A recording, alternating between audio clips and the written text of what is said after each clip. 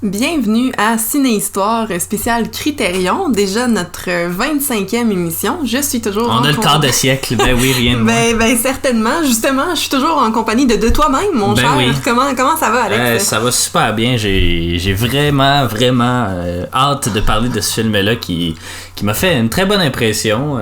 Puis c'est ça, j'ai bien hâte aussi de voir les films qui s'en viennent. Il y en a quelques-uns qui me semblent particuliers. J'ai vu qu'il y avait beaucoup de références de Alphaville au cinéma de Fritz Lang et notamment à M, donc qui s'en vient au numéro 30. Exactement. Donc dans 5 films. Fait que j'ai bien hâte. Ouais. Sinon on fait toujours beau, puis c'est ça, on joue au tennis tranquillement comme on peut. Donc, oui, ben c'est ça. En fait, on est là en train d'enregistrer, on est le congé férié du 18 mai, super belle journée, une des premières vraies là, en tout cas, on espère que ça va tenir, mais bon, à voir. Ben oui, c'est ça. Fait que numéro 25, c'est ça, cette fois-ci, on vous parle de Alphaville, qui est un film noir de science-fiction de Jean-Luc Godard.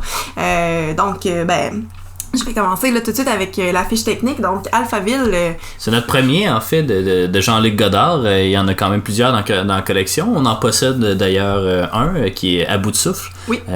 Puis j'en ai un autre aussi en 3D. Là, Goodbye to Language. Je sais pas, j'ai pas la technologie 3D malheureusement. On a le film en 2D aussi, mais c'est un réalisateur qui, en tout cas, moi, j'avais jamais vu de film de lui.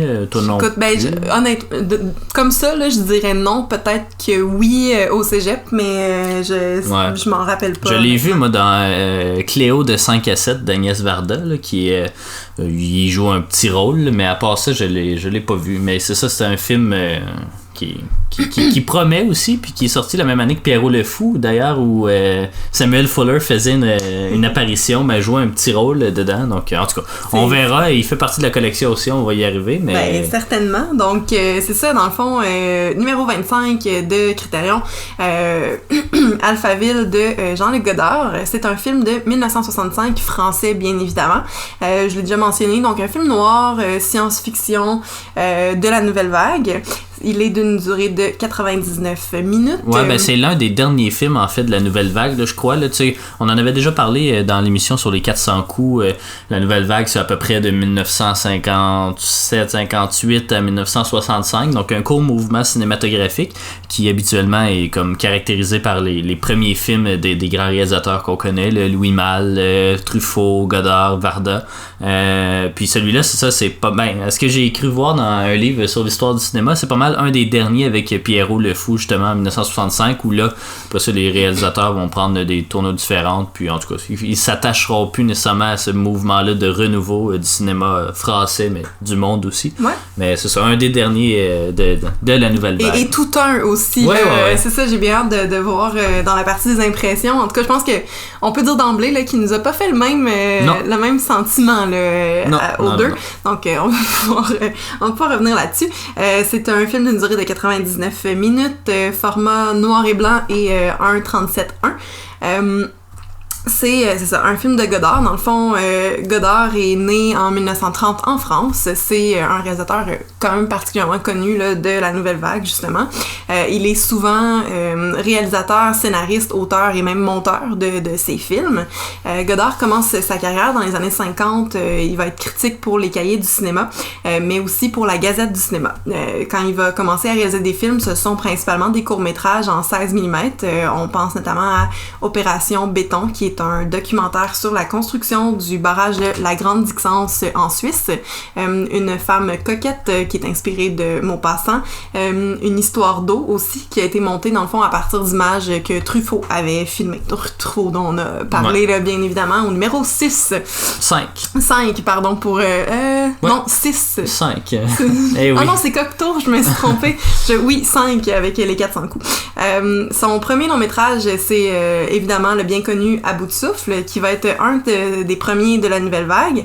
Dans les années 60, il va tourner Un petit soldat, qui va être son premier film avec Anna Karina, qui joue aussi dans Alphaville, mais qui est sa conjointe là, de 61 à 67. Il fait Bande à part en 64, puis Alphaville en 65. en mai 68, autour de mai 68, là, quand on commence à sentir là, que ça s'en vient, tout ça, lui, il décide de rompre avec l'espèce de système du cinéma, puis il va se radicaliser politiquement, s'associer avec Jean-Pierre Gorin pour faire un cinéma un peu plus politique sous un pseudonyme collectif qui va être le groupe Dziga Vertov. Ces films de cette époque-là sont étrangement peu diffusés, donc peut-être que ça plaisait moins. Là, Non, mais en fait aussi, puis ça, on l'a posté aussi sur la page Facebook de Criterion, dans le groupe Facebook en fait de Criterion, dans lequel on fait partie, auquel on fait partie. Duquel, ouais, c'est ça. J'ai de la misère. Puis les gens disaient que c'est ça dans ses premières années, tu sais, il faisait du cinéma pas grand public quand même, là, mais tu sais, du cinéma plus accessible, mais que par la suite, c'est ça, il s'est comme radicalisé, puis ses films, radicalisé, je veux dire, il est plus tombé dans le cinéma expérimental, puis là, ses films sont pas difficiles à suivre, là, mais tu sais, c'est ça, c'est plus des expériences qu'il fait, plus que des récits avec une histoire, tu sais, comme Alphaville, c'est assez linéaire, c'est assez, c'est pas typique comme histoire de science-fiction, mais ça reste somme toute un film, tu sais, normal, entre guillemets, de science-fiction. Mais c'est ça par la suite, puis c'est ça, on le sait pas encore là, parce qu'on en a pas vu de Godard, mais puis celui qu'on possède, c'est son premier, fait que ça sera pas un bon exemple, mais il faudrait écouter justement que Jean-Luc Godard fasse un film en 3D, ça m'étonne un petit peu aussi. C'est ça, il aime ça expérimenter, faut croire, mais je suis pas familier avec son œuvre d'après les années 70, 80 même, là, mais c'est ça, il prend vraiment. T'sais, on dirait qu'on n'a pas, il n'y a pas de film, en tout cas moi vite de même, il n'y a pas de film qui me vient en tête de Godard après les années 60, là, à part ceux que tu as mentionnés. Puis pourtant il en a fait plein. Mais... il y en a déjà 14 dans la collection aussi, là, fait que clairement on va pouvoir explorer plusieurs de ces périodes, en tout cas j'imagine. Ouais, je vais aller voir d'ailleurs quand est-ce que ça. C'est quoi ces films?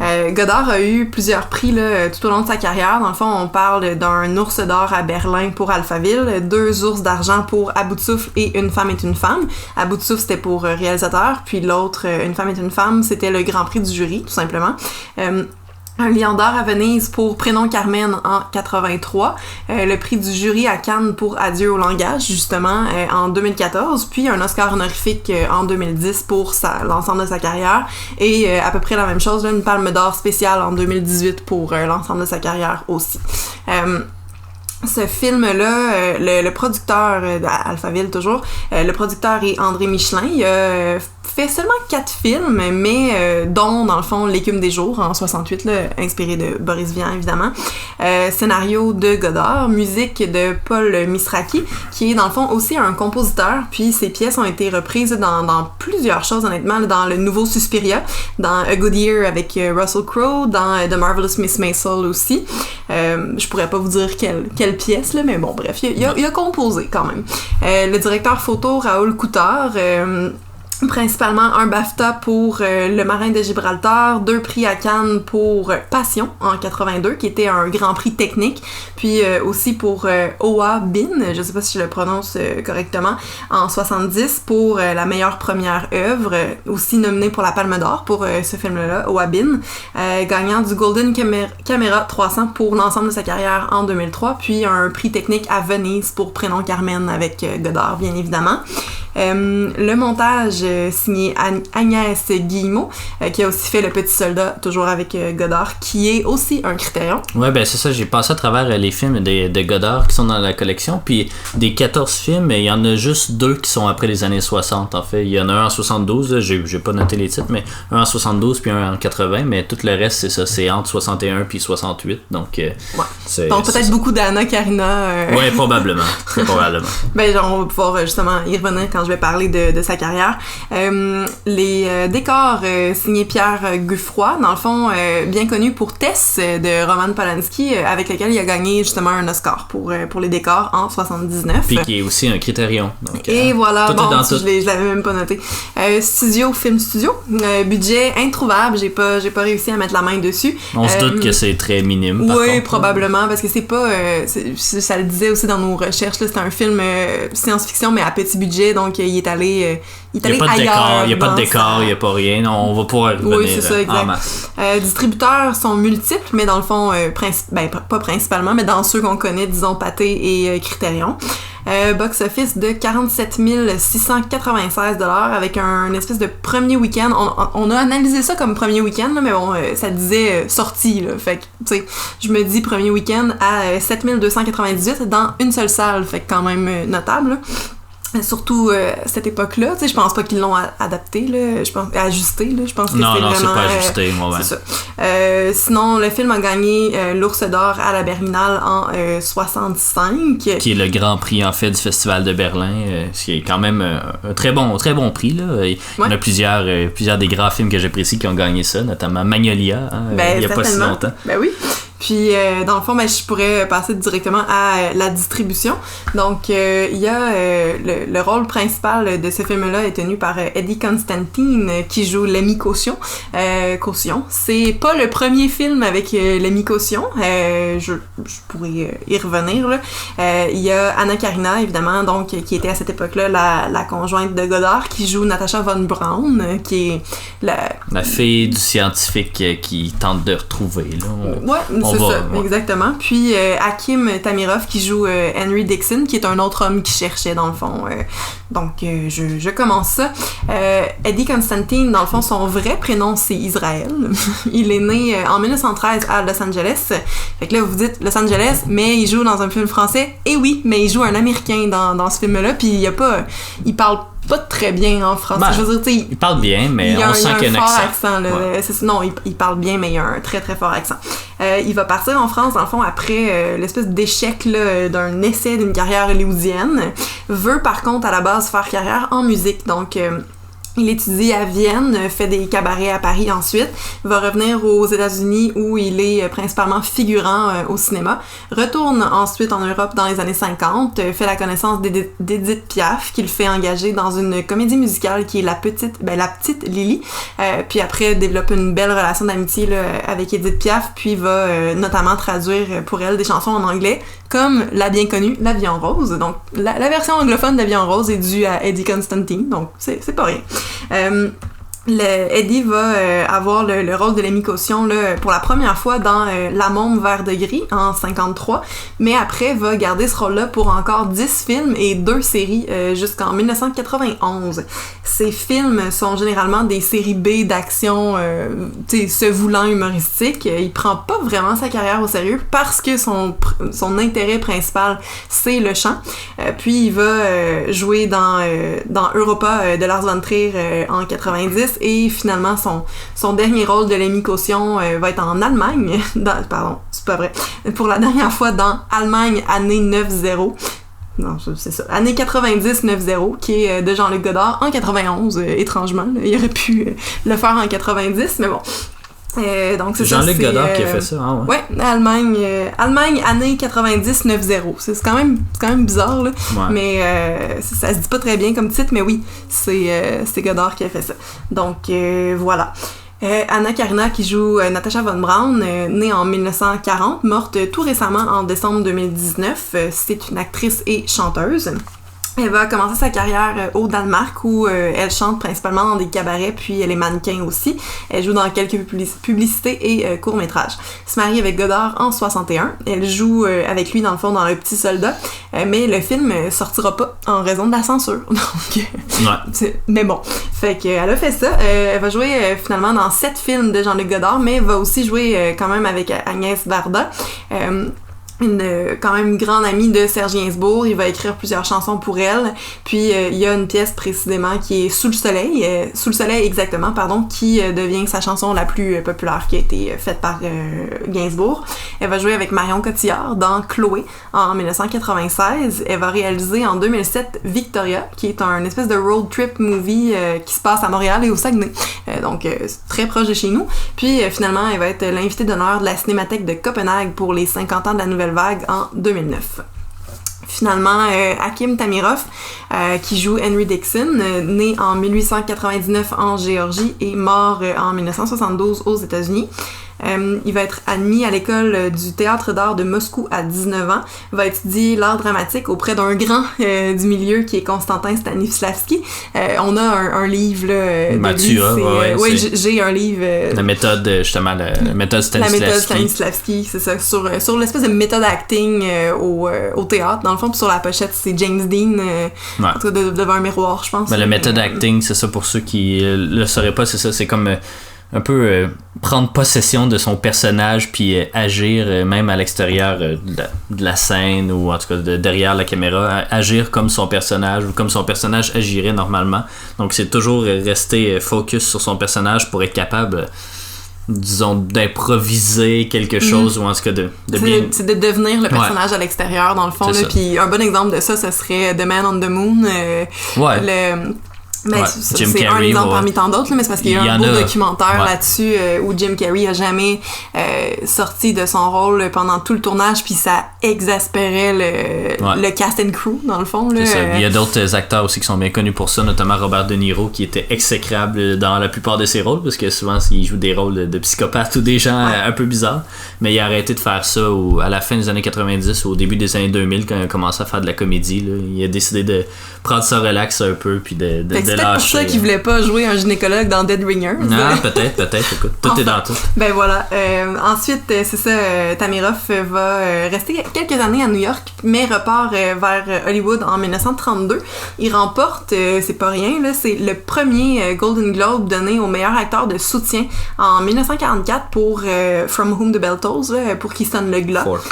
For Whom, oui, j'ai dit From. Hein, il va avoir aussi 2 autres nominations pour un rôle de soutien aux Oscars en 37 et en 44, donc pour qui sonne le glas évidemment, et Le général est mort à l'aube, que j'ai absolument aucune idée c'est quoi, mais bon. Il va avoir quand même un excellent succès aux États-Unis, se dirige vers l'Europe dans le fond, tu sais, vu qu'il a fait sa place aux États-Unis, il s'en va en Europe après, va jouer avec Orson Welles dans Touch of Evil, qu'on a déjà vu, et aussi Le procès, avec Orson Welles aussi, et finalement il va jouer dans Ocean's 11, donc la première mouture. Son nom de personnage, honnêtement, j'ai pas regardé, il était où, là, en ordre, là, sur IMDb, mais c'est pas un nom de personnage qui me disait quelque chose. Par contre, peut-être que les personnages ont changé d'une version à l'autre. Mais bon, enfin, dans Ocean 11. Puis finalement, il y a un petit rôle fait par Jean-Pierre Léaud. Qui est notre jeune Antoine Doinel dans Les 400 coups, justement, de Truffaut, le numéro 5 de la collection. Mais c'est ça, Jean-Pierre Léaud est pas crédité. C'est le serveur du déjeuner, dans le fond, de la chambre d'hôtel de Eddie Constantine dans les films. Finalement, l'édition Criterion, il n'y a pas grand-chose. Il y a un nouveau transfert digital, un essai par un critique qui est Andrew Saris et une nouvelle pochette, évidemment, comme la plupart des films Criterion. Pochette qui est Terry Coppel. Ouais, ben en fait, c'est qu'il est out of print, donc c'est ça, il est discontinué.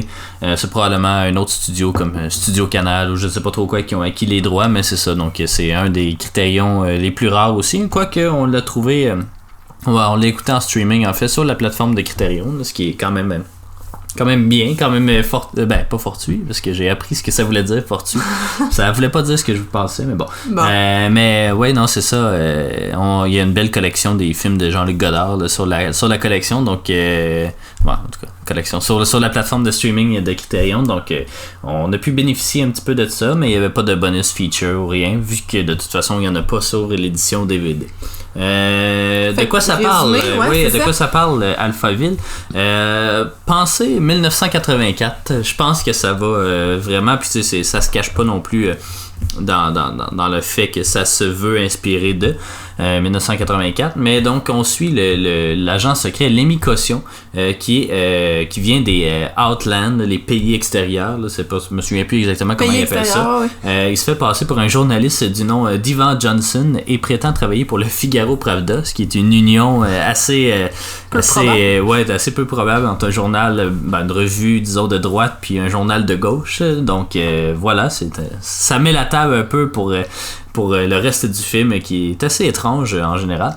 Il est en mission, en fait, il doit trouver l'agent disparu Henry Dixon, dont on a déjà parlé, puis ensuite il doit capturer ou tuer le créateur d'Alphaville, le professeur Von Braun, donc le père d'Anna Karina, et enfin il entend détruire la ville et son méga ordinateur Alpha 60, donc parce que l'ordinateur en fait est en plein contrôle de la ville. Donc oui, ça rappelle... ça peut rappeler, disons, Big Brother avec 1984. Ça peut aussi rappeler Eagle Eye, je l'ai pas vu, mais mettons... Westworld. Non, mais mettons, tu sais, 2001 Odyssée de l'espace, HAL 9000, l'ordinateur qui contrôle tout un peu. En fait, l'ordinateur empêche la conscience et les concepts individualistes de l'amour, la poésie et l'émotion auprès de sa population, les remplaçant par un concept à l'opposé, soit la raison. Ou la science, on pourrait mettre ça là-dedans aussi. Les gens qui ne doivent pas... ça c'est lui-même... c'est lui qui dit ça? En tout cas, il y a un des personnages qui dit que les gens ne doivent pas dire pourquoi, mais plutôt à cause ou en raison de. Je me souviens plus si c'était ça. En tout cas, c'est because en anglais. Ouais, c'est ça. C'est pas why, mais because. Puis c'est drôle qu'on dise en anglais. Ouais, c'est un film français au final, mais c'est parce qu'il y avait des sous-titres puis on pouvait pas les enlever. Fait que même dans un film en français, on regardait les sous-titres quand même. C'est n'importe quoi, mais bon, ça fait partie de ça. Il y a même un dictionnaire qui est appelé la Bible, en fait, qui indique quels mots sont acceptés et quels sont refusés, ce qui est pas sans rappeler non plus la novlangue dans 1984, puis tout cet aspect du langage là. Alphaville est donc une société un peu aliénée, inhumaine dans le sens que c'est ça, les humains, les réactions humaines ne sont pas tolérées nécessairement. Donc, Lemmy Caution va mener son enquête qui a tous les aspects d'un film noir. Bon, le film noir, c'est sûr que ça... Là, on n'est pas très loin non plus de la période, là, mais tu sais, un film noir, c'est surtout un film des années 50. Fait que je sais pas s'il faut catégoriser ça comme un néo-noir, un peu comme Blade Runner en 82 aussi, qui fait un néo-noir de science-fiction. En tout cas, on va l'appeler film noir vu que ça faisait juste à peu près 4-5 ans que l'appellation film noir, en tout cas, que le genre avait été créé. Mais c'est ça, le film a quand même tous les clichés de ce genre de film-là. Un policier un peu sinistre à l'aspect glauque, le visage... magané, je sais pas comment le dire, avec son trench coat il y a aussi beaucoup de musique très sensationnaliste il se passe pas grand chose, puis la musique en tout cas elle embarque, le gros orchestre puis tout.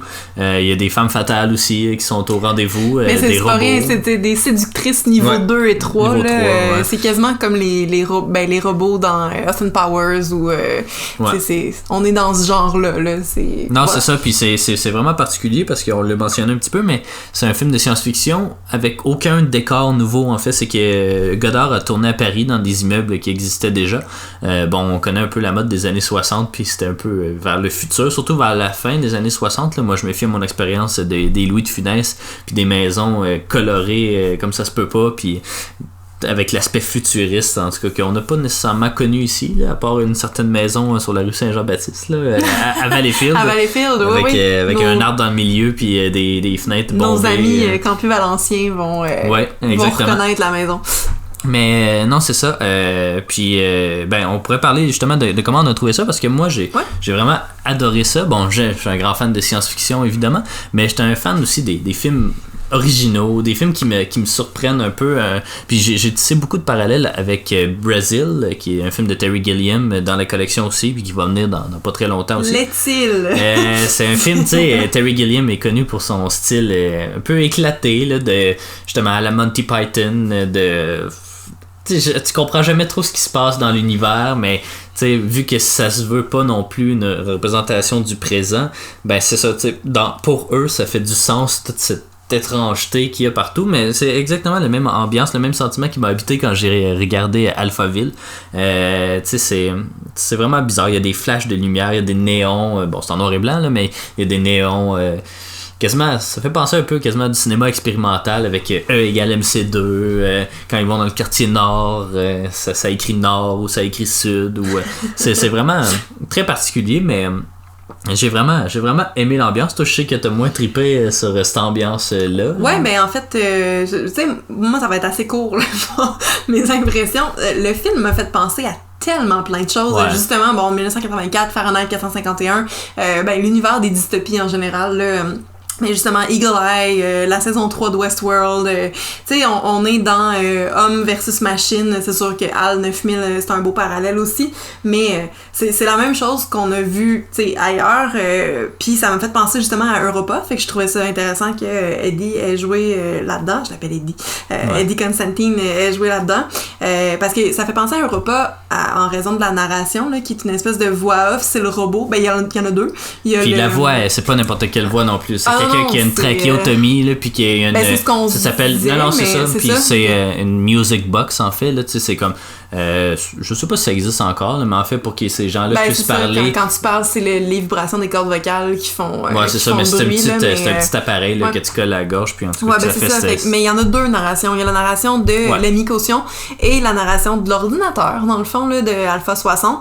Puis c'est cette voix-là, dans le fond, avec les images qu'on montre en même temps, ça me fait vraiment rappeler Europa. Mais... Puis d'ailleurs, la narration de Europa était faite par Eddie Constantine. Ben c'est ça. Tout est dans tout. C'est pour ça que ça me faisait penser à ça, de même. Oui. Donc, c'est ça. Mais ça rappelle beaucoup d'autres films, tu sais, puis je suis capable de voir que ça l'a peut-être inspiré justement d'autres choses, ou tu sais, mais c'est... non, c'est ça, j'ai pas trippé tant que ça là-dessus, mais c'est qu'on comprend pas grand-chose, c'est dur à suivre, puis on n'a jamais vraiment d'explication non plus. Il y a une belle scène où c'est comme une espèce d'exécution là, de gens qui ont osé avoir des émotions dans le fond, puis dans une piscine. Ouais, c'est ça ressemble à la limite à Handmaid's Tale, là, quand le couple... toutes les bonnes dystopies qui se respectent. Ouais, ben c'est ça, quand le couple meurt dans la piscine, là, bon, c'est la même affaire, mais c'est comme une cérémonie avec des danseuses aquatiques, là, tu sais, c'est vraiment... Non, ils dansent, non, c'est qu'ils vont... mais ils font... Mais j'ai lu un peu, justement, puis c'est qu'ils vont chercher le corps du défunt, puis si la personne n'est pas morte, il faut qu'il le noie, en fait. Là. Ok, bon, donc, mais ça ressemble à une chorégraphie, tu sais, ils vont toutes plonger une après l'autre, les filles, puis aller chercher les corps dans l'eau. C'est quand même... c'est bizarre. Mais c'est parce qu'on n'a jamais d'explication. En fait, il y a le personnage, Lemmy, qui se fait amener à des endroits, on comprend pas trop. On comprend que les filles sont généralement presque des robots, en fait, là, ou qui ont eu des lobotomies. C'est des robots, je pense. Puis il y a toujours l'espèce de phrase « Je vais bien, merci, pas la peine de le demander » ou quelque chose comme ça. Puis c'est ça qui nous permet de savoir que c'est des robots, justement, mais on a ça, puis le fameux code, le numéro de série, ou je sais pas trop, qui est tatoué en quelque part. Dans le cou, dans la nuque, mais tu sais, il y a pas de contexte, on n'a jamais d'éclaircissement, puis des films comme ça, c'est bien quand on est capable de les situer un peu. Je comprends que les dystopies ne se situent pas, dans le fond, tu sais, en général, disons, là, faut comme accepter cet univers-là qui est tout le temps super bien backé, non? Mais là, j'ai l'impression qu'il manque d'autour là, pour être plus capable de l'apprécier, fait que pour moi c'est pas quelque chose qui m'a fait une bonne impression généralement. Moi j'ai adoré ça, tu sais, c'est ça, c'est un film qui te donne pas les clés justement pour comprendre l'univers. Tu sais, moi je trouve ça formidable parce que c'est toi qui te fais les clés, c'est toi qui te fais c'est ça là, qui te donne l'idée un peu de comment c'est ce monde-là, puis t'essaies de... C'est tout au long du visionnement, tu essaies de voir comment les agissements des gens peuvent s'imbriquer dans ce monde-là qui est très loin de celui qu'on connaît. Très loin, mais en même temps, c'est quasiment un copier-coller de la Terre, mais avec un peu moins d'émotion. Mais moi j'adore ça. C'est ça, des films qui te mettent pas en contexte comme ça, qui te sortent un peu de ta zone de confort. Là, c'est un peu ça d'une certaine façon. On dirait qu'on est comme... je sais pas, aseptisé par le cinéma d'Hollywood qui nous donne toutes les clés puis qui nous habitue à certains codes, alors que quand on tombe dans une affaire comme Terry Gilliam, mettons, il fait pas juste nécessairement des bons films, mais les films qu'il réussit à bien faire, c'est tellement éclaté que c'est un film unique, là, tu verras jamais ça ailleurs. Il y a les clés, je te l'accorde, mais en même temps, il y a aussi... on n'a pas... justement, vu que c'est quasiment un low budget, là, on n'est pas dans des décors futuristes, on n'est pas... fait que me faire dire les pays extérieurs puis les villes des États-Unis comme si c'était... Est-ce qu'on est arrivé en auto ou en vaisseau spatial? C'est parce qu'il n'y a pas de setup autre. Ben, l'auto dans le fond, pourrait être puis, un vaisseau spatial. Mais c'est ça. C'est une Ford Galaxy. C'est rien de moins qu'une Ford Galaxy. Mais c'est qu'on n'a pas, on n'a pas d'auto qui vole, on n'a pas tu sais, on n'est pas dans Blade Runner justement, on n'est pas dans le 5e élément, on n'est pas sorti de quelque chose qui est facile à reconnaître, fait que c'est difficile de se situer, puis j'aime pas ça, parce que s'il avait réussi à le pousser au bout, peut-être que c'est une question de budget, une question d'envie tout simplement, mais ça me manquait de ça, tu sais, je suis pas capable de dire que c'est un science-fiction, je l'appellerais plus dystopie. Tu sais, il y a comme... Ben, ça rentre un peu là-dedans. Non, mais je veux dire... oui, ça n'a pas les codes de science-fiction normale. C'est plus un film noir dans le futur, en fait. Là. Puis encore là, dans le futur. Dans quel futur? Ouais. Tu sais, mais tu sais, mais moi j'ai trouvé ça formidable. On est juste... je pense que notre opinion des éléments centraux du film sont juste complètement... T'es trop terre à terre, c'est pour ça. Non, mais je sais pas. D'habitude, c'est moi en plus qui apprécie une... que tout l'univers fonctionne puis que mais il fonctionne l'univers, mais c'est juste que j'y ai pas adhéré en fait. Ouais, ben il fonctionne oui puis non là. Ben je veux dire, c'est que je l'ai pas tant questionné parce que j'étais un peu overwhelmed. J'aimerais ça le réécouter en fait parce que à la première écoute t'essaies un peu de comprendre ce qui se passe puis en tout cas moi qui a des problèmes avec les bruits en général, la narration trachéotomie c'est pas facile à écouter. En tout cas moi je déteste les gens qui mangent dans la vie ou les gens qui boivent ou qui cavalent. En tout cas j'aime pas les bruits puis d'entendre Alpha 60 parler je sais pas combien, il y a quand même pas mal de répliques il y a beaucoup de dialogues puis c'est dégueulasse mais c'est tellement comme ailleurs, tu sais, on est vraiment ailleurs. J'ai pas vu 1984 qui est aussi qui fait partie d'un Criterion là.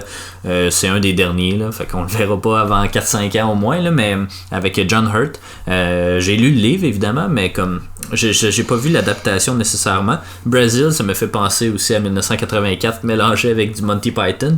Puis c'est une belle façon de mais tu sais c'est vraiment comme tu sais over the top des choses qui font aucun sens puis que tu te demandes comment est-ce que la société a pu évoluer jusque là puis en tout cas comment elle a pu prendre, en tout cas peu importe là, mais ce que je voulais dire en fait c'est que c'est des films qui te donnent pas toutes les clés de son univers puis qui te laissent un peu tout au long du visionnement réfléchir. Puis c'est aussi ça c'est particulier, il y a pas beaucoup, c'est peut-être juste le cinéma des années 80 qui me fait ressentir ça aussi là, c'est pas le cas pour celui-là vu que c'est en 65, mais comme tu sais les films de science-fiction sont aussi beaucoup centrés sur leur époque. Puis tu sais dans les années 80 comme Brazil, tu sais c'est des décors en carton un peu là, tu sais des décors un peu cheapettes, puis tu sais j'aime ça, je sais pas, puis tu sais je retrouvais un petit peu ça, tu sais c'était vraiment un film des années 60 au final, mais qui il dit bon on est dans le futur, on est ailleurs, fait que adhérésie. C'est ça, oui. Puis tu sais c'était comme ok, puis tu sais d'une certaine façon aussi là on se doute que c'est une autre planète, même une autre galaxie, en tout cas c'est pas trop clair. C'est pas trop clair. Non voilà. Mais ça me dérange pas, mais tu sais disons que si on a à se transposer dans le futur dans 100 ans, disons, tu sais les buildings qu'on voit aujourd'hui, ils vont être là dans 100 ans aussi, ou tu sais la plupart vont être encore là, fait t'sais, je pense pas que l'architecture va drastiquement changer, disons, dans les centres-villes, dans les vieux buildings qu'on voit à Paris, mais c'est des buildings qui étaient là en 1700 aussi, là, fait que ils vont être encore là pour une couple de centaines d'années. Puis c'est pour ça que moi, les décors, j'ai quand même aimé ça, que ça... qu'on ait l'impression d'être juste à Paris au final, puis pas dans le futur. Moi, j'ai trouvé ça habile. Puis ça a tous les codes aussi d'un film noir, une enquête, une introspection, un policier, il est pas alcoolique là, mais il fume beaucoup, il y a tous ces codes là. Puis je suis pas un grand fan de films noirs, mais je suis un grand fan de science-fiction. Puis ça a fait en sorte que j'ai vraiment adoré ça, parce que c'est pas, je sais pas c'est quoi ma réticence que j'ai envers les films noirs, parce que c'est souvent des films qu'il faut que tu portes beaucoup attention. Mais ce sont des films qui sont lents, généralement. Puis on dit années 50 ou, mettons, Depiction des années 50. C'est LA Confidential ou le Dahlia aussi. Là. moins bien réussi, mais bon. Non, mais c'est ça. C'est des films qui sont lents. C'est des enquêtes qui prennent du temps à avancer. Puis, Chinatown, c'est ça. Ça marche quand t'as un personnage principal charismatique ou une bonne histoire, mais c'est ça, c'est très lent, puis on dirait que ça m'attire moins en général, mais là, vu que c'était dans un contexte futuriste, j'ai vraiment adoré ça. Il y a plein d'éléments que, on pourrait en parler encore longtemps, mais il y a plein d'éléments qui qui font que c'est un visionnement mémorable que tu ne retrouveras pas nécessairement ailleurs, malgré qu'il emprunte, on va le voir aussi dans les références, soit dans la culture populaire ou en tout cas dans les informations du film, il emprunte beaucoup d'éléments à des trucs quand même connus. En 1984, on l'a déjà dit, on peut pas en témoigner pour l'instant, mais on va pouvoir le faire. Ça me serait tardé. Effectivement, mais c'est ça, moi en tout cas j'ai vraiment aimé l'ambiance, mais j'aimerais ça le réécouter une deuxième fois parce que c'est ça, la deuxième écoute, je pense que je vais plus porter attention aux dialogues qui ont l'air quand même assez importants. Il parle beaucoup de poésie, il y a beaucoup de pas de jeux de mots, mais de play on words, je sais pas c'est quoi. Ça, ouais, mais c'est pas, en tout cas, jeu de mots, ça fait comme une joke là, mais c'est pas vraiment comme ça, c'est vraiment, c'est une écriture un peu poétique que j'ai pas réussi à analyser tant que ça, vu que j'essayais juste de comprendre où ça s'en allait et tout, mais je le réécouterai n'importe quand. Pour vrai, c'est un film qui m'a vraiment fait une très bonne impression. Je sais pas si t'avais fini. Oui, dans le fond, moi je serais prête à donner ma note là. On peut le donner peut-être à la fin. Ouais, ok, fait que tu passerais aux infos. Ouais. Il y a pas tant d'infos que ça, parce que c'est ça, en tout cas.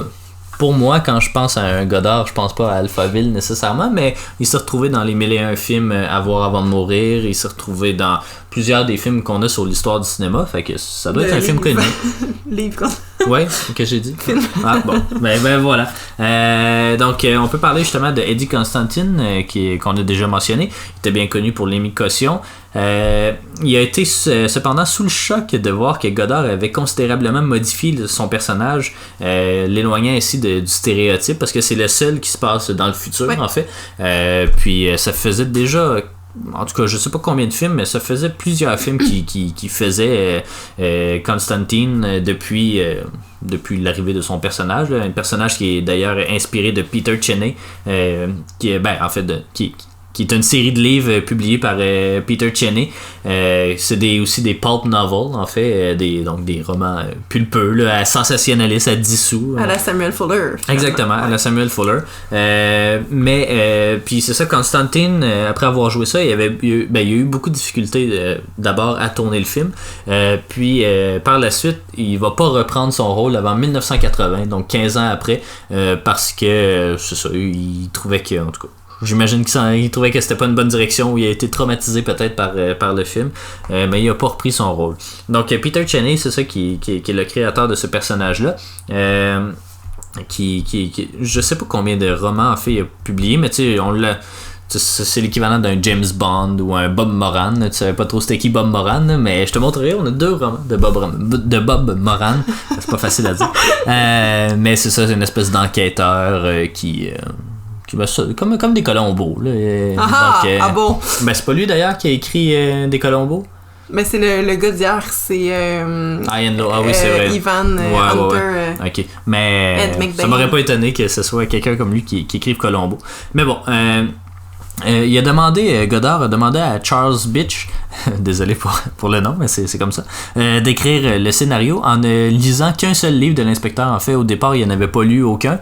Puis Godard il a dit, lis-en un, puis extrapole, puis fais un peu comme ce que tu veux, pour avoir en fait en main un scénario, pour déposer, pour faire accepter le projet auprès des producteurs. Donc le projet a été accepté, mais au final Godard a rien pris du scénario, puis il a fait un peu à sa tête, parce qu'il voulait évidemment changer les codes un peu, parce que ce qu'il faut comprendre, c'est que l'émigration était très populaire en France puis en Allemagne à cette époque-là. Donc c'est sûr que c'est ça, là, c'est un peu comme si je sais pas là, c'est un peu comme j'essaie de faire un parallèle, mais mettons, c'est un peu comme si David Lynch voulait faire le prochain James Bond ou quelque chose comme ça là, c'est une espèce de comme réalisateur assez connu, assez pas typique, mais assez novateur. Vous prenez un gros projet je peux pas dire à grand budget parce que c'était pas à grand budget finalement, mais puis qu'il l'amène complètement ailleurs, donc c'est exactement ça qu'il a fait. Puis même le studio a failli enlever son financement au film parce qu'il a dit là c'est pas du tout ça qu'on a approuvé, mais bon, ils l'ont pas fait finalement. Godard voulait aussi Roland Barthes dans le rôle du professeur Von Braun. Roland Barthes, philosophe, auteur, en tout cas tout ça. Il était d'ailleurs dans la courte bibliographie de Salo, au début du film. Le film, malgré son aspect futuriste, a été tourné entièrement à Paris, comme on l'a mentionné, ce que moi je trouve très très bien. C'est ça, je l'ai déjà mentionné un peu sur l'aspect futuriste de l'architecture des années 60 aussi. La séquence d'ouverture a été tournée en un seul plan continu, donc c'est une séquence où Lemmy Caution arrive à l'hôtel, puis il s'en va, bon, en tout cas, il s'enregistre, il s'en va à sa chambre et tout. Il y a quand même un changement d'étage. Je t'avais posé, pas posé, mais en tout cas j'avais soulevé le point sur le fait qu'ils prennent l'ascenseur puis que la caméra elle coupe pas puis qu'après ça ils reprennent comme si de rien n'était, mais en fait ça a été rendu possible parce qu'il y avait 2 ascenseurs, un à côté de l'autre, puis il y en avait un qui était complètement en verre, donc le caméraman a pu rentrer dans celui-là puis s'élever en même temps que l'autre, mais c'était très compliqué à faire aussi au niveau de la logistique parce que il y avait un ascenseur plus récent puis l'autre plus vieux, puis en tout cas il y avait de la misère à se synchroniser les deux pour monter à la même vitesse, fait que en tout cas, mais ça j'ai trouvé ça John Woo aussi. Oui, effectivement. On se le rappelle. Donc, comme la plupart des films de Godard, les dialogues, c'est ça, sont improvisés. C'est sûr que quand tu prends pas le script de départ, c'est plus facile aussi. Puis ça devait aussi déstabiliser un peu, j'imagine, Constantine à cet égard. Puis la voix a été enregistrée par quelqu'un qui avait une trachéotomie, comme je l'ai dit. Puis ça... C'est aussi inspiré de la même narration du Testament of Dr. Mabuse, qui, si je ne m'abuse, je voulais pas, en le disant, j'ai fait bon, ça y est, le jeu de mots. C'est Dr. Mabuse en français ou c'est pas ça? Non, je pense que c'est Dr. Mabuse, mais non, mais c'est que c'est Fritz Lang, en fait, okay. donc qui a fait ce film-là. Voilà, il n'y a pas beaucoup d'informations, mais par contre, dans la référence dans la culture populaire, il y en a quand même beaucoup. Il y en a sur le cinéma et la littérature en général, puis il y en a étonnamment beaucoup sur la musique, je sais pas pourquoi, mais bon. Donc, il y a beaucoup de références dans le film même, puis je pourrais commencer un peu avec ça parce que on voit beaucoup de romans, il y a beaucoup de citations, il y a beaucoup de...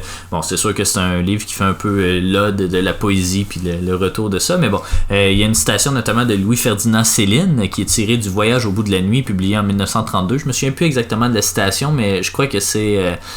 soit un des robots ou Alpha 60 qui l'a dit, mais bon, je me souviens plus exactement. Il y a évidemment 1984 de George Orwell qui reprend plusieurs trucs comme le langage, Big Brother, faire disparaître l'amour aussi évidemment, parce que comme dans tout, je pourrais pas dire comme dans tout film noir, parce que d'habitude l'enquêteur tombe un peu amoureux mais il veut pas une relation sérieuse ou rien. Il y a une petite relation qui se développe entre Caution puis Von Braun, c'est quoi son prénom? Natasha, voilà. Von Braun. Donc, c'est pas nécessairement typique, mais bon, c'est ça, c'est quand même une histoire d'amour. En tout cas, les motivations vers la fin du film sont à la un fin peu, du film, beaucoup plus que tout. Il veut lui faire découvrir l'amour d'une certaine façon, donc parce qu'elle ne le connaît pas. Elle connaît pas ça. Il y a beaucoup de parallèles à faire aussi avec Orpheus de Jean Cocteau, qui s'en vient aussi au numéro 60. Je pense qu'il y a 3 films dans cette série-là de Jean Cocteau. Puis effectivement, j'avais vu la bande-annonce il y a un petit moment, puis j'avais constaté aussi quelques similitudes, notamment la scène finale où les habitants sont comme un peu perdus. Là, je sais pas comment le décrire, mais tu sais, ils longent les murs, puis ils ont l'air des zombies qui ont l'air déstabilisés parce que l'ordinateur a partiellement été détruit. L'ordinateur est détruit à cause de la poésie, justement. C'est peut-être, la poésie, mais de la... pas une énigme, mais un petit peu une énigme. Ouais, mais c'était dans aussi la réponse est l'amour, je crois, là, quelque chose comme ça. Mais c'est des concepts qu'il est pas capable d'assimiler parce que c'est le but de l'ordi, c'est de les éradiquer dans le fond, là. Fait que là, ça. C'est ça. Puis dans Orpheus, comme dans Westworld saison 3. Mais dans Orpheus, j'ai bien hâte de le voir aussi parce qu'il y a des super beaux effets spéciaux. Là, je me souviens que les gens comme ont l'air de tomber, mais en tout cas les plans sont bizarres. On verra là, mais ça promet d'être un autre film aux effets spéciaux, aux illusions quand même bonnes. Orpheus, est-ce que c'est Orphée Eurydice là, dans le fond, qui s'en va en enfer, puis c'est ça. Puis c'est avec Jean Marais encore une fois. Donc on va tous pouvoir voir ça dans 30 films à peu près. Il y a aussi une citation d'Alpha 60 qui est tirée d'un essai de Jorge Luis Borges. C'est pas facile. Louis Borg. Ouais, c'est ça. Non, mais en tout cas, c'est un auteur argentin, fait que je sais pas exactement comment le prononcer, mais bon. Il y a aussi un nom des personnages qui est Nosferatu, qui pas sans rappeler évidemment le vampire du même nom. Les personnages de Jekyll et Jekyll, nous on s'était dit, on dirait que c'est Jekyll et Hyde. Mais c'est parce qu'il dit le docteur Jekyll. Fait que là, je me suis dit, mon Dieu, mais ok, mais finalement non. Mais non, finalement, en fait, c'est inspiré de deux oiseaux animés de Terry Toon, qui était un programme célèbre de cette époque-là, qui est créé par Terry, en tout cas, quelque chose, Paul Terry, en tout cas, je me souviens plus de son nom, mais c'est ça, c'était deux oiseaux, puis ça s'appelait The Echo and Jekyll Show, quelque chose comme ça. Voilà. Donc, plusieurs mentions du recueil de poésie Capitale de la douleur de Paul Éluard aussi, qui est, c'est... Constantine, il lit souvent ça, puis il le fait lire aux robots qui comprennent rien, mais bon. La fin aussi fait référence à Invasion of the Body Snatcher. Fait référence, en fait, a été copié, disons. Non, c'est vrai. Non, il est sorti avant, je crois, Invasion of the Body Snatcher, fin des années 50, début 60. En tout cas, c'est l'espèce de village qui est comme tout perdu, un peu comme dans Alphaville. On l'a mentionné aussi, il y a eu une suite qui est Allemagne 90-9-0. Aussi fait par Godard, ce que je ne savais pas. Il y a aussi la fin de Logan's Run qui est similaire. Là, c'est le vieux, évidemment, mais je sais pas, toi, avec le nouveau. C'est Logan Lucky. Ouais, c'est ça. Okay, ouais. Écoute, la fin de Logan Lucky, ils se sont sortis de leur coup finalement sans se faire prendre, puis sont dans un bar. Puis là, il y a l'inspectrice de police qui décide de déménager à la ville, évidemment, puis de cruiser un des frères. Il n'y a pas comme tout le monde qui vire fou comme dans celui-là. Pas vraiment. Non, c'est ça. J'imagine qu'il y a dans le truc d'origine, ça doit être ça. Il y a la fille qui enquête sur eux, dans le fond, sur le coup, les a dans sa mire beaucoup, puis décide d'aller au bar d'Adam Driver, qui est le propriétaire d'un bar, pour justement le cruiser, faire partie de sa vie, puis on comprend qu'elle a comme une espèce de revenge plot, là. Ça doit être l'original, en fait, pas le remake. Probablement, oui. Donc, il y a aussi Blade Runner et Brazil, qui sont, évidemment, se sont inspirés beaucoup de ce film-là. On comprend très bien pourquoi. Europa aussi, avec la narration de Constantine, qui est similaire. Pulp Fiction, aussi, reprend une scène plan par plan où Lemmy et la séductrice marchent vers la chambre d'hôtel. En fait, il en fait miroir... lorsque John Travolta puis Samuel L. Jackson vont dans la fameuse scène du début là, dans le resto? Non, mais ils vont dans du presque début de bord là, et ils s'en vont menacer quelqu'un des jeunes là, dans un appartement, donc en tout cas c'est copié plan par plan de ça. Il y a Johnny Mnemonic aussi qui reprend plusieurs éléments. Il y a les marches en spirale lorsqu'il arrive, je crois, pas pour voir Dixon, mais pour voir le professeur Van Braun, qui sont les mêmes que dans le film Gattaca. Le corridor aussi plein de portes qu'on voit la narration aussi qui dit occupé, libre. Oui. Mais ça c'est repris aussi dans The Matrix Reloaded. Oui. Donc des longs corridors sans fin avec plein de portes. Puis c'est ça, là il y a plusieurs éléments musicaux, mais en tout cas qui ne touchent pas nécessairement au cinéma. Il y a notamment Alphaville Pictures, qui est un studio fondé par le Danois Christopher Beau, qui est nommé d'après le film. Il y a l'organisation Alphaville, basée à Londres, qui organise chaque année un festival qui célèbre le carrefour entre l'art, la société et la technologie. Donc on voit évidemment... très claire. Il y a la mention d'Alphaville dans la chanson Amityville, The House on the Hill, et non pas le film, mais bien la chanson de Lovebug Starsky. Tout comme dans la chanson de William Parker, Alphaville Suite. Il y a une mention de William Parker, je pense, dans Comment faire l'amour avec un aigle sans se fatiguer. Parce que ça tourne beaucoup jazz, dans l'univers du jazz, justement. Ça fait, il doit être connu, je le connais pas. Je connais Charlie Parker, mais je connais pas William Parker. Donc voilà. Il y a le groupe évidemment allemand Alphaville, qui est connu pour la chanson Forever Young. Donc voilà. Il y a un roman de Murakami aussi. Murakami. Le roman c'est After Dark, mais c'est un auteur coréen. C'est lui notamment. Récemment, il y a eu le film Burning, là, qui est basé sur un de ses films. Où il fait référence à un hôtel du nom d'Alphaville. Il y a un quartier huppé de Sao Paulo qui s'appelle ainsi aussi. Je sais pas si c'est une bonne décision marketing de l'appeler comme ça, là, parce que c'est pas. Tu veux pas vivre à Alphaville nécessairement, mais bon, c'est un quartier nouveau. Futuriste d'une certaine façon. En même temps, c'est Mall Alpha, c'est la lettre A, c'est le premier, je pense que je peux comprendre le classe de Alphaville. Exactement. Sinon, il y a le clip de la chanson Linger de The Cranberries qui est inspiré du film, tout comme One Word de Kelly Osbourne. Voilà, donc qui reprend, soit qui copie la scène ou qui reprennent des extraits du film. Donc voilà. Et il y a finalement la chanson End of the Night du groupe The Doors qui est inspirée du film. film. Donc, beaucoup de musique, références. ouais, C'est ça, je sais pas. Ça l'a inspiré la dystopie. J'imagine que ça c'est une dystopie aussi qui est originale, d'une certaine façon. Là, 1984, c'est un roman, puis après ça, c'est devenu un film. Même chose pour Handmaid's Tale, ou en tout cas, n'importe quelle dystopie qu'on peut penser. Donc, je suis bien content de voir toutes ces références-là. C'est le deuxième film de suite aussi, il y a une référence à Pulp Fiction, et spoiler alert, dans le numéro 26, qui est de Long Good Friday, il y a aussi une autre référence dans Pulp Fiction. Donc Tarantino, d'après moi, il a fait le même projet qu'on a fait, puis quoi que non, c'est arrivé avant, Pulp Fiction, mais bon, c'est ça, plein de belles références. Oui. Puis non, mais je voulais dire aussi un rôle tenu par Eddie Constantine dans Long Good Friday aussi, donc joue un investisseur américain là, qui veut prendre part au projet. Donc, c'est ça, on y reviendra la prochaine fois. Juste un dernier élément. Ça, j'ai trouvé ça assez drôle dans 1001 films à voir avant de mourir. Il mentionne que c'est un peu comme un film de Godard. Après 1 heure, il n'y a plus d'histoire. Je suis quand même relativement d'accord, mais bon, ça me semble. On dirait que c'est comme une insulte. Puis je trouve ça bizarre un peu. De la part d'un livre qui fait la promotion du cinéma. Ouais, mais on va pouvoir en juger là, dans les prochains aussi. Là, c'est notre premier, on a ça en tête. J'ai pas l'impression que les autres vont ressembler à ça, honnêtement. Puis je me le souhaite. Ce qui va me permettre de consolider mes impressions sur la nouvelle vague en général aussi. Fait que, je te le souhaite aussi. C'est à voir. Mais, pour ma part, moi, je vais donner à Alphaville la vénérable note de 4 étoiles sur 5, donc j'ai vraiment aimé ça. Ça détrône pas évidemment Le Silence des Agneaux, mais c'est un film que je réécouterai n'importe quoi, puis qui va s'élever, je pense, aux côtés des plus grands de mes plus grands films de science-fiction. Là. Je pense que c'est vraiment c'est avec il y en a plein, le Brésil, il est déjà là, mais Interstellar par exemple ou Inception. C'est pas exactement le même univers, mais ça a fait une très belle impression sur moi. Là. Vraiment, j'ai adoré ce film-là. Bon, ben écoute, c'est très bien. Dans le fond, on va pouvoir équilibrer. Je sais que tu partages pas, non, c'est ça. Malheureusement, non.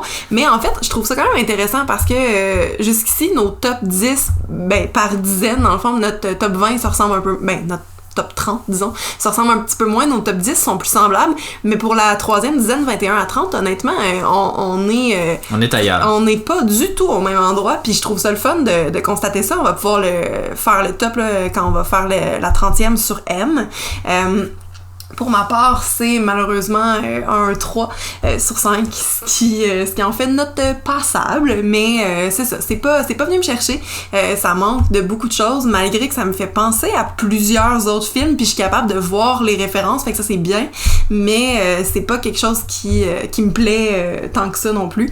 Donc c'est ça, pour moi ça va être un 3. Puis je comprends parce que tu sais sur oui, je sais que tu t'en vas, mais juste finir sur le groupe où on poste Criterion, ça a suscité quand même, c'est ça, sur Godard, bon, c'est ça, c'est toujours love it or hate it, puis c'est ça, les gens sont assez partagés, il y en a qui disent que c'est un chef-d'œuvre, puis il y en a qui disent que c'est vraiment pas un bon film, puis qui comprennent pas le hype du cinéma de Godard en général, donc ça a créé beaucoup de...